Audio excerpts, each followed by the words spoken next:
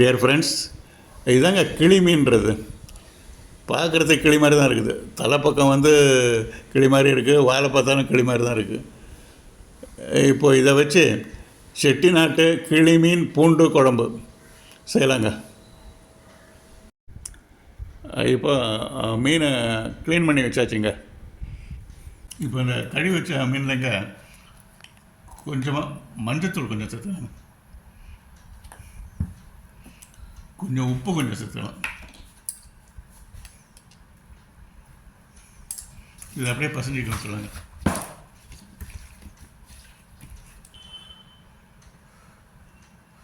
இப்போ ஃபஸ்ட்டுங்க ஒரு வெங்காயம் எடுத்து பொடியாக கட் பண்ணி வச்சுக்கலாங்க. இப்போ இந்த குழம்புக்கு முக்கியமான பொருட்கள் புளிங்க, ஒரு எலுமிச்சம்பழம் அளவுக்கு எடுத்து ஊற வச்சுருக்கு. தக்காளி 2 தக்காளி போட்டு மிக்சியில் போட்டு அடித்து வச்சாச்சுங்க. மல்லித்தூளுங்க, மல்லித்தூள் இது கொஞ்சம் எடுத்து வச்சாச்சு. மிளகாத்தூள் எடுத்து வச்சாச்சு. அப்புறம் பூண்டை கட் பண்ணி வச்சாச்சு. ஒரு 4 பச்சை மிளகா போட்டு வச்சாச்சு. கொஞ்சம் கருவேப்பிலை எடுத்துக்கலாங்க. இப்போது பாத்திரத்தை அடுப்பில் வச்சாச்சுங்க. பாத்திரம் நல்லா சூடானோன்னா ஒரு 3 ஸ்பூனு எண்ணெய் ஊற்றிக்கலாங்க. எண்ணெய் காஞ்ச உடனே கடுகு போட்டுக்கலாங்க. 1 ஸ்பூன் கடுகு போட்டுக்கலாம். வெந்தயம் 1 ஸ்பூன் போட்டுக்கலாம். வெந்தயம் கொஞ்சம் கருவேப்பிலை கொஞ்சம் போட்டுக்கலாங்க. அடுத்து பொடிசாக கட் பண்ண வெங்காயம் போட்டுக்கலாங்க. இப்போ மிக்சியில் போட்டு அடித்த இந்த தக்காளி ஜூஸ் போட்டுக்கலாங்க. இந்த பச்சை மிளகாங்க, பச்சை மிளகா ஒரு 4 பச்சை மிளகா கட் பண்ண பச்சை மிளகா போட்டுக்கலாங்க. அப்புறம் பூண்டு கட் பண்ணி வச்சது பூண்டு மாத்திரம் போட்டுக்கலாம். பூண்டு முழுசாக போட்டுக்கலாம். ஏன்னா மீன் குழம்புக்கு பூண்டு முழுசாக இருந்தால் நல்லாயிருக்கும், சாப்பிட்றது நல்லாயிருக்கும். இப்போ அடுத்தது இந்த புளி ஊற வச்சாங்க, இந்த புளி தண்ணியை போட்டுக்கலாம், ஊற்றிக்கலாம்.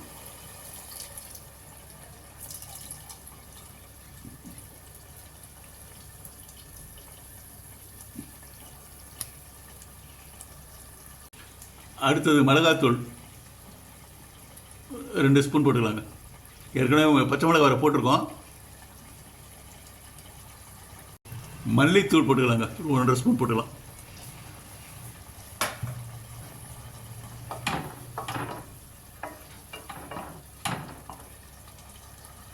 எல்லாம் நல்லா வதங்கின உடனேங்க 1 கப்பு தண்ணி ஊற்றிக்கலாம்.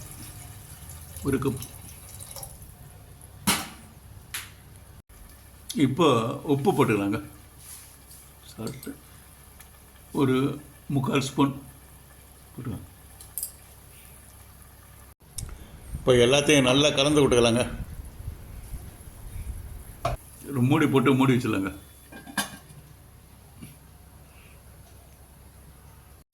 ஒரு 2-3 நிமிஷம் கலந்த உடனே கொஞ்சம் எடுத்து வச்சுட்டு இப்போ நல்லா கொதிச்சிட்டு இருக்குங்க. இப்போ டேஸ்ட் பார்த்துடலாங்க. இப்போங்க இந்த மீன் துண்டுங்களை அதில் போட்டுக்கலாங்க.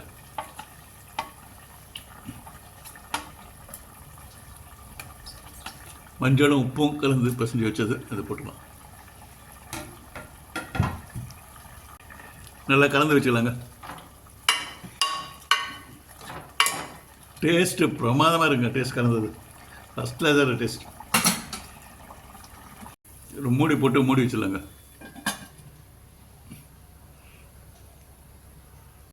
ஒரு 2 நிமிஷம் கழித்து மூடியை திறந்துட்டு மீனெல்லாம் பார்க்கலாங்க. மீனெல்லாம் நல்லா வெந்திருக்குங்க. மீனெல்லாம் நல்லா வந்திருக்குங்க.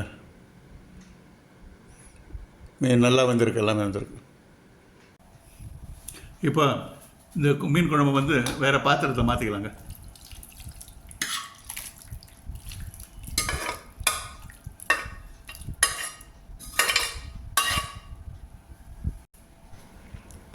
இந்த மீன் குழம்பு வாசனை சும்மா கும்முன்னு தூக்குதுங்க. நல்ல வாசனை, பிரமாதமாக இருக்குது. செட்டிநாட்டு மீன் குழம்பு ரெடி.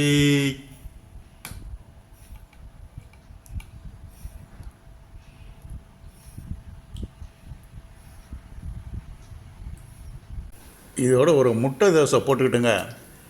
முட்டை தோசைக்கு மீன் குழம்பு தொட்டுக்கிட்டு சாப்பிட்டு பார்க்கலாம்.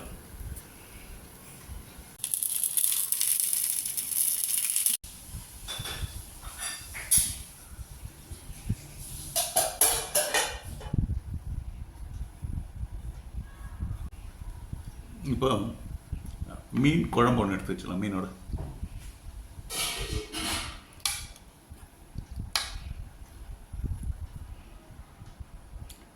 பூண்டெல்லாம் நிறையா இருக்குங்க.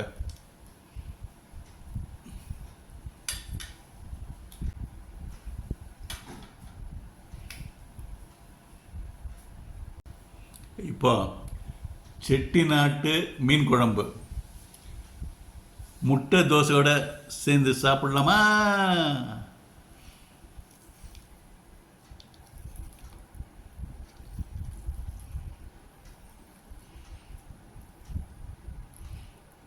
மீன் நல்லா வந்துருங்க. ஃபஸ்ட் கிளாஸாக வந்திருக்கு மீன். முள் கூட இல்லை, ஜாஸ்தியாக முள் கூட இல்லை. சாப்பிட்டு பார்க்கலாமா?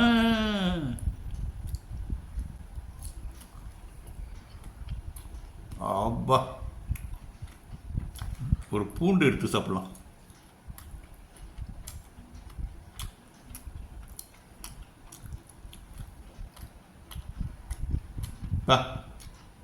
நல்ல டேஸ்ட்டுங்க, அருமையான டேஸ்ட். மீன் குழம்புனா மீன் குழம்பு தான், முட்டை தோசைன்னா முட்டை தோசை தான். Okay friends, thank you very much for வாட்சிங். இது வந்து நீங்களும் செய்து சாப்பிட்ணுங்க, டேஸ்ட்டை அனுபவிங்க. Okay, thank you.